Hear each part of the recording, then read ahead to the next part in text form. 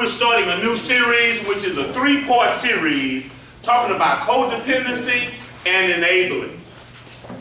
It says on the surface, the codependency message sounds like Christian teaching. Codependents always put others first before taking care of themselves. Listen at this. On Christians, to put others first, that's the line. Codependents give themselves away. Shouldn't Christians do the same? Codependents martyr themselves. Doesn't Christianity honor its martyrs? See, martyrs die for a cause. Who a martyr is, right?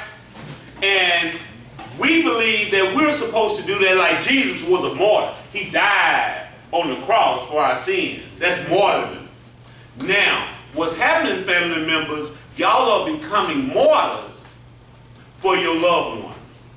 You're killing yourself or losing yourself for the person. Because after a while, you don't even remember who you are because you don't resemble yourself no more. I watch women that come in here and they be in relationships and they go long years. You know, we just started having women, so I'm used to seeing men. And that's not that woman's character to have a man in the house that won't work and won't take. That wasn't who they were, but they done fell into that because he ain't got nowhere to go. And I don't want him out there. Something may happen to him. And you know what we'll say? I'll just go on out there and die. And you be like, no, don't do that. You know, because you don't want him, you know, I can't stand to see him out there on the streets. I stopped using when I called my aunt one night, because it's a defining moment. I share this all the time. She would always bail me out. But I called her one night and I said, Amy, I am stuck. I don't know what I am going to do. And she said, oh, baby, ain't asleep. I'll talk to you tomorrow, and hung up. I said, whoa, we got disconnected. So I called her back. I said, Amy, you didn't hear me. I have nowhere to go. She said, baby, I heard you, but I ain't finna go to sleep. And hung up again. I got clean, y'all. I got clean. I didn't get clean till she stopped bailing me out. Because she used to couldn't sleep if I was stuck out. So y'all gonna have to learn how to go to sleep. Y'all gonna have to learn how to enjoy life, because check this out. Your loved one may not get clean. Then what? Did y'all know that everybody don't get clean? So what if they don't get clean? Can you be happy? That's what you have to figure out. Can I be happy? Sister shaking her head like, no, then he probably will never get clean. Because he knows that you can't be happy. And if your happiness is dependent upon him, you're in trouble. Because guess what? He came into this world dying. He gonna die. Sister, you look relatively young. It's another brother after him. You ain't old enough to go on into heaven singing. Shoot. That's an old woman job. And we got some old ladies at this church. They've been together 50 years. They said, Brother Bussey, I'm looking for a man. I'm like, but you're 80. I'm like, shoot,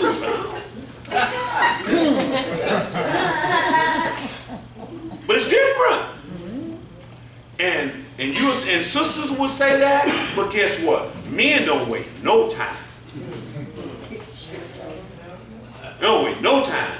Because we used to some, women doing some things. Shoot, when our old men over there, it'd be about 6 months. Them brothers be booed up. Every one of the older men at our church, their wife done died, they booed up today. Quickly. The Christian mourning period for women is about 1 year to 2 years. For a man, 6 months. You know, before you can kind of bring them around and stuff, you know, where it's socially acceptable. And they like, you know, well, you know, he needs somebody. You know, she needs somebody. You know, it ain't right, but that's what we say. You can't show up the next month. You know, you got to give some time. My point is, you better learn to be happy whether your loved one gets clean or not. Whether you're married, whether it's your child, whether it's your sister, whether it's your brother. If you can't be happy, then you're in trouble. Because sometimes we suffer for 20 years and 30 years. You're going to be unhappy? Let me tell you this. It's different for a mother. See, this is a mother. So she may suffer alone. But it's different. He ain't in her house. He ain't doing that. But a wife, it directly, and a husband, it directly affects them. You got to say, I deserve a sober partner. And I won't accept nothing else.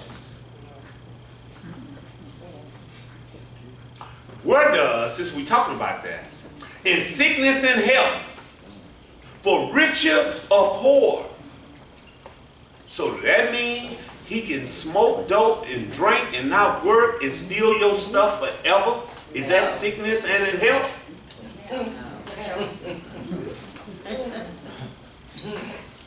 That don't mean you got to divorce him. He just ain't got to be there doing that. I know this is hard stuff because we got to find the line. You got to find it for you. You got to find it for the person that you came here to see, because they will not get clean, because they know you are codependent. They know you are an enabler, and they have no reason to get clean. Me and my wife watched this show called House Hunters. You know, when they buy them new houses, it was this woman, she was a doctor. And her husband, he didn't work. He was a house husband. They were black too. And I seen my calling. That spoke to my spirit. I told my wife, I said, I want to be a house husband. And she said, no, brother, you got to work. But if she would have said, okay, I would have put in my resume, I would have phoned it in. That brother was dancing in the kitchen. And guess what, y'all? They had got down to 2 houses. One house was 30 minutes further from her job. You know what house they bought? The one that was 30 minutes further from the house, because he had a specific kitchen that he wanted. Oh, yeah. I was like, oh my God!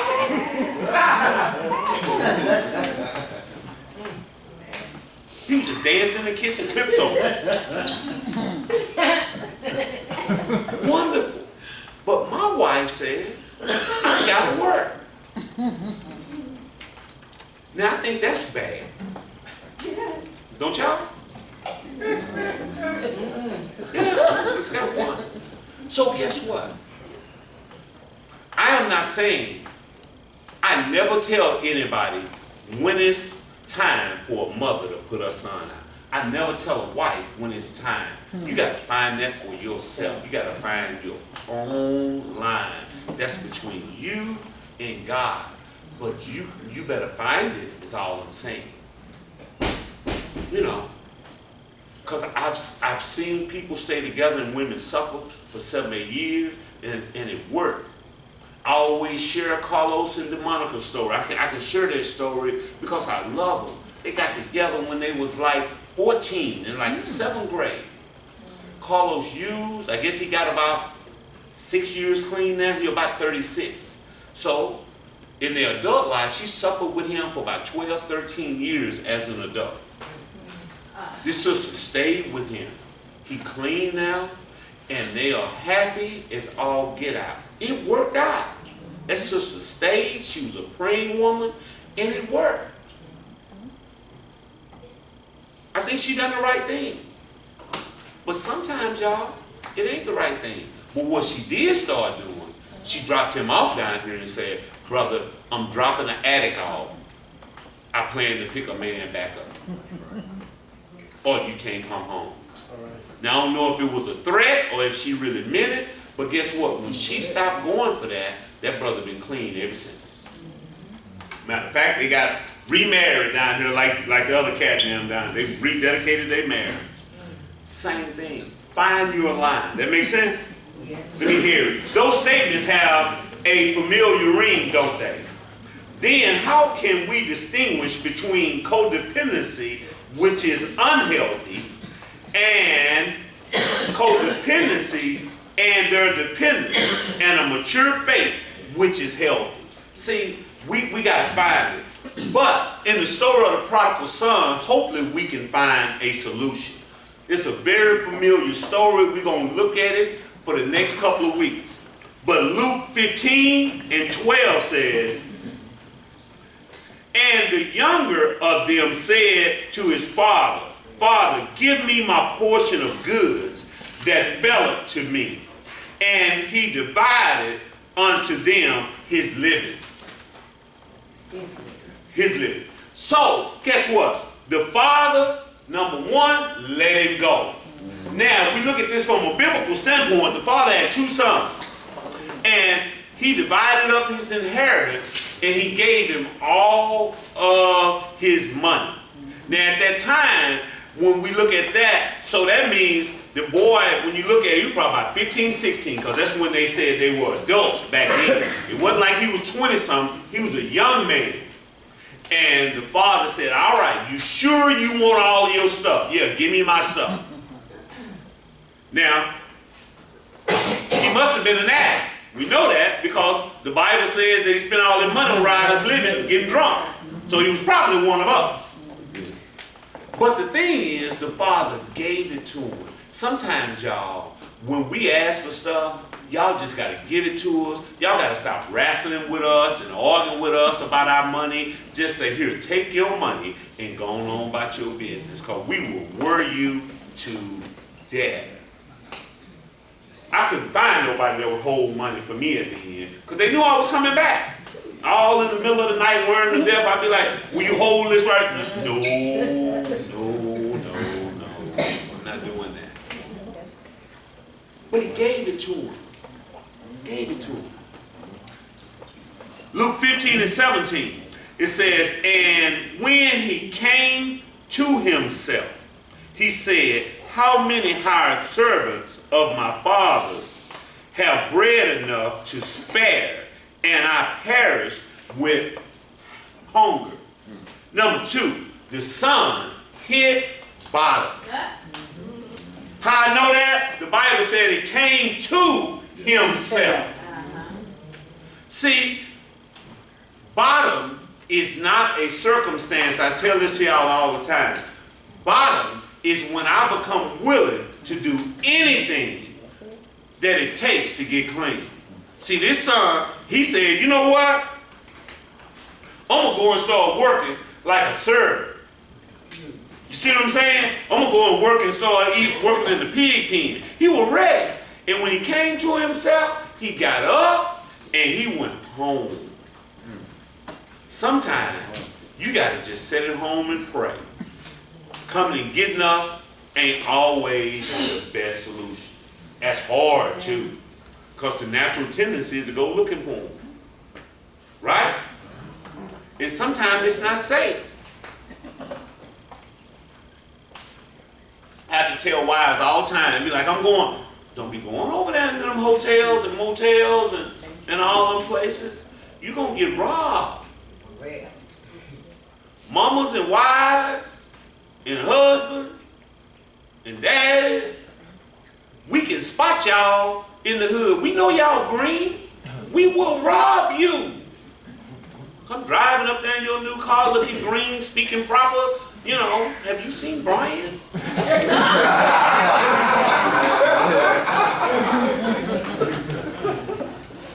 I'm trying to get a hit. I will take your stuff. And guess what? we will set you up. Your loved one will set you up. All of the stories we call and say ain't true. They're going to kill me if you don't bring me $200. We done sat there in the dope house and fought at that. Well, I can't come over there. They said they'll bring me. We will bring them people to your house. How many of y'all have done some variation of that? Y'all see them hands go up? And these are loving people for their people. But I'm trying to think of a master plan. I'm trying to figure out how I'm going to get high next. So be careful. And guess what? That's not your loved one. We're not in our right mind when we high. You see what I'm saying? So you can't say, well, my baby wouldn't do that. Yeah, they would. Because we're not at our best selves when we're getting high. We do anything. We got to hit bottom. It gets better. It says, and he rose and came to his father. But when he was yet a great way off, his father saw him and had compassion and ran and fell on his neck and kissed him. But number 3, the father waited. The father didn't go. The father waited on the porch. And then when he came, he went. Now, I always say this. The Bible never mentions a wife. But I assume it's a wife somewhere. But the Bible, you can read it all kinds of ways. It ain't in there.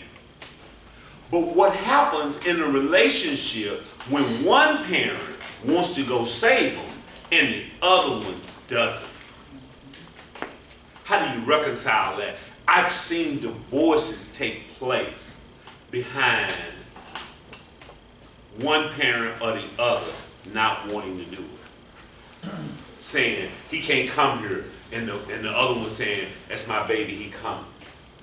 I've seen fathers leave their house because the mama go sneak him in and go do it. And the father have no other choice. He just say, you know what, if you're going to have him there, I'm leaving. I've seen that on multiple occasions here. I've seen it from the other perspective too. I've seen it to where the father is the compassionate one and they're doing things and the mother is not. But we will divide your relationship because it's hard to get on one page. And guess what? Kids are expert at that. We learn how to do that when we little. Daddy, can I have some candy? No. Mom, can I have some candy? Well, Mama said I can. We learned that young. I don't know a kid alive unless parents get together and decide that it is us against them people. That's right. They will divide you. It's almost like that. You got to get together and say, you know what? It's us against them. And they will not divide us. And I had to learn with my children to say, what did your mom say? Because I had some areas where I was more compassionate and she had some areas where she was more compassionate. And they know which one to come to for what? Divided. And so it's the same way with addiction. So you got to be careful. But that father waited. The Bible gives no reference that the dad was out going places to get him. Now this is the hard part, verse 28. And he was angry and would not go in. Therefore came his father out and entreated him. What it's saying is, if you read through the text, what happens is, once the father done that, he had another brother, remember? And that brother was out in the field working. He heard all of the ruckus and the commotion, and he asked one of the servants, what's going on? He said, your brother has come home, and your daddy has killed a fatted calf and put a coat on it and a ring. And he like, whoa, what is all of this? And the Bible says that the brother told his daddy, I've been here working all of this time, and you don't throw a party like that for me. So the brother was angry. He was angry. Sometimes everybody ain't happy when you get clean. Come on now. And I'm talking about people who love you. Because check this out. If you're one of the children and you're doing what's right, and the parent always praising the one, that's doing wrong, that can kind of bother you. But from a financial standpoint, what the other brother knew is, if daddy done divided all of everything in half, right? And daddy restored him, he gonna split it again. And I got a problem with that. Now, hey, he already got his half. What we need to get understood, when you go, he gets nothing. Because we're not going to gap this twice. We're going to gap it once. We're not going to do this. He spent his on drugs and alcohol and prostitutes, the Bible said. And now he going to come home and you're going to have a party. What you're really doing is spending my money. And I don't think that's fair. The squeaky wheel gets the grease, doesn't it? Yes. And so we have to be careful, especially as parents sometimes, that our heart and our attention goes to the one that's suffering, and we will stop. I see it with parents here. When they have an addict in the house, all of the attention goes to their spouse or their boyfriend, and they forget that they're a parent. And they forget, and they have to say, whoa, I have to take care of my kids. Is you coming back and not staying sober, is that best for the children? What's best? Where do I put my priorities on that? This is hard because every one of y'all are having to make these decisions. I heard from the addicted person, I heard it twice this week, where people said, should I call my loved one? And both times I said yes. Because our loved ones worry about us. Even though they may cuss us out when we call, but they still want to call. You want to call, right? If he gone and you ain't seen him, you ain't heard from him in a couple of months, then you may holler at him, but you thankful he called. At least you know he alive. Don't mean you ain't gonna. It don't mean you gonna say come back home and be all sweet. You may say I'm sick of this and don't call me no more. You may say that, but you really want to call again. That's because that's the way it goes. And so we need to learn that we gotta call our people because it's the right thing to do. It's the loving thing, right? That's right. If I don't hear from my kids for months, I'm worried about them jokers. They owe me a call. Now, if they're not on dope or nothing, the phone works both ways. But when you're using, the phone don't work both ways because you ain't got no phone. And you ain't got no resident. So I can't find you. So every now and then, you need to call and say, I'm alive. And hang up. Call them when they ain't at home and leave a message. Call them at work when you know they can't answer their cell phone and say, I'm alive, I don't want nothing. At least they know. Because as a parent and as a spouse, every time you hear about somebody found dead, every time you hear about a siren, your mind just goes to the worst case scenario. Are they dead? Are they this? Are they that? That's the way it goes. And that's unfair for us not to check in. And if we are big and bad enough to run off, we ought to be big and bad enough to take a cussing out when we call. They gonna be mad, they gonna holler at me. Okay, if you was big and bad enough to run off, you are big and bad enough to take the tongue lash. Family members, wouldn't you want to call if he disappeared? Don't mean you ain't gonna say what you gonna get, you may express yourself, right? But you're kind of grateful that he called. Because you want to know, don't you? Yeah. But you may say something, right?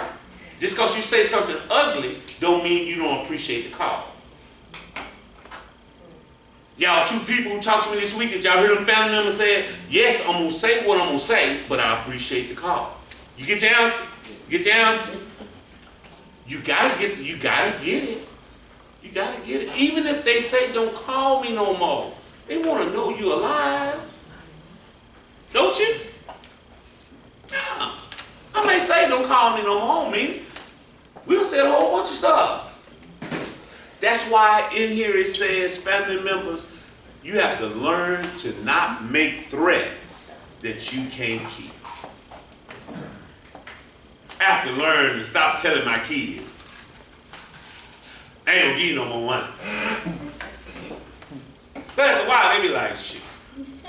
You know, all you gotta do is go over there with daddy and say something sad, and, you know, and sit around and look at him, and his pocket's gonna loosen up. Don't worry about what he say. I hear him plotting. When they were small, you know, you go ask dad, no, you his favorite today. You go ask him. This is what you say. You ain't gonna do it. And most times it works.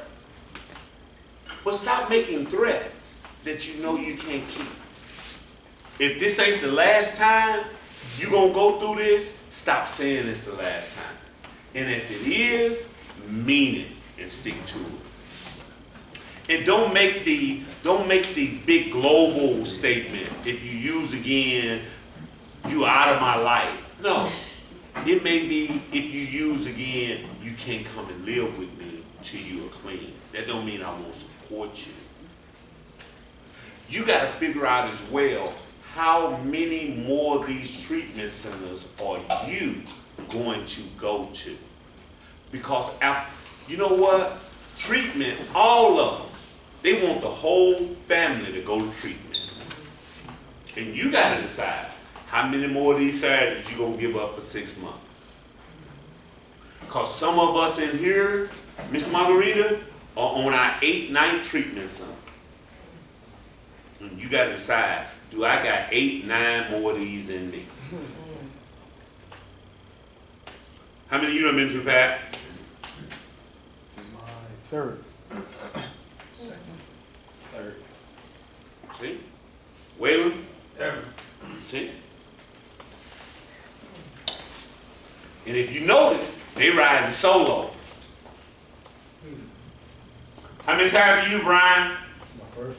That's what one looks like, y'all. See that? He need a whole table. Ezra? 3. Y'all ride strong. Y'all got to decide, Mom and Pop, how many more of these we gonna do? How many times am I going to come on a regular basis and give up my Saturdays before I say, you're gonna have to do this by yourself? You know, like we'll tell our kids, look, I don't ever want to bail you out of jail, but I'll give you one. Most parents say, I'll give you one.